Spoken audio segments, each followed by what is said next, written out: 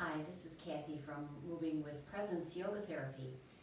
Today I'd like to explore with you the very common exercise called bird dog. It's a movement that is done on all fours, on your hands and knees, and I can show some variations for that as well. And it's a wonderful movement to build core connection and stability.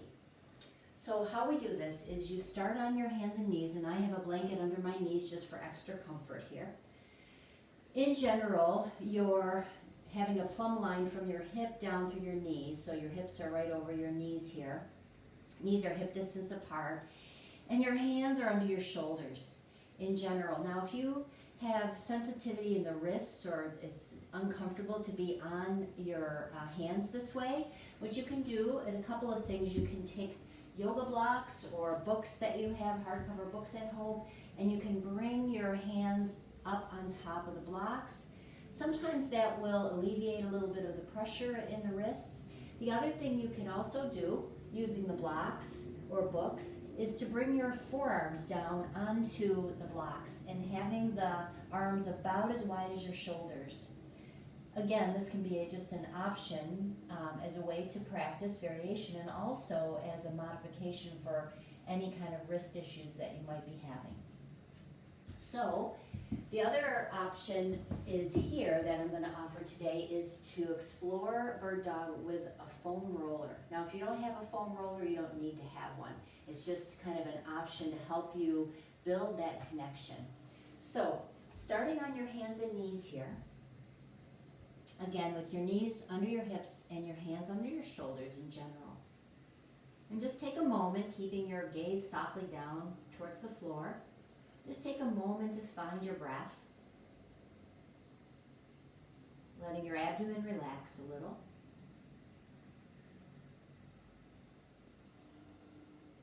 And just sensing the weight of your hands or forearms into the floor, the props that you're using.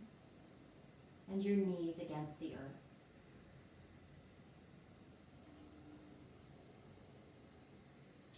And then from there, slowly start to take your right leg, slide it back, and lift it up off the floor.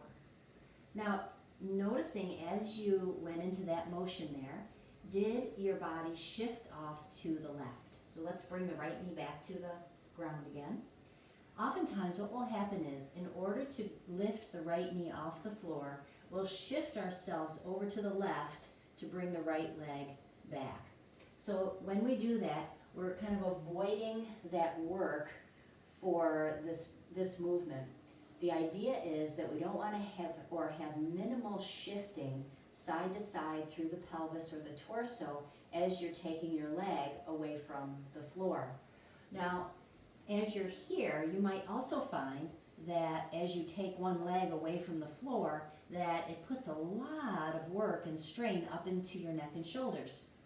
So this could just be too much of a movement right now. It would be best then to go back and do a little bit of shoulder releasing, and then over time come back and work on your hands and knees or the blocks with the forearms. So one thing I'm going to show now is with this block, or with this foam roller here.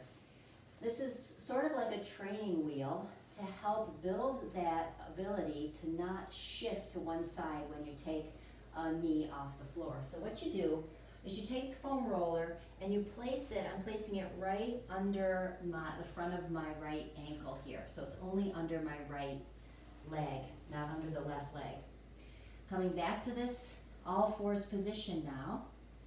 And again, just take a breath, relax your abdomen. Your arms are straight, elbows are not necessarily locked, but just nice, strong arms. And as you exhale, slowly pick up your knee and push the roller back till your leg gets a little straighter. Now my leg is still on the foam roller. What's happening here is I bring my knee forward and back without shifting to the side. I'm moving my leg bone in the hip socket, so my pelvis is staying very quiet here. Now this is a great way to build strength and stability and core work here as well. without that compensation of shifting to one side. Coming back to the center, and then I'll switch the roller over to the other leg. So now the roller is under the front of my left ankle here. You can certainly take breaks in between if you need to. Now remembering this plumb line from your hip to your knee is important, so you're not letting your hips shift forward as you're coming into this movement. Again, we'll pause, relax and breathe, and then slowly start to push the roller away from you, extending through the back leg, the left leg.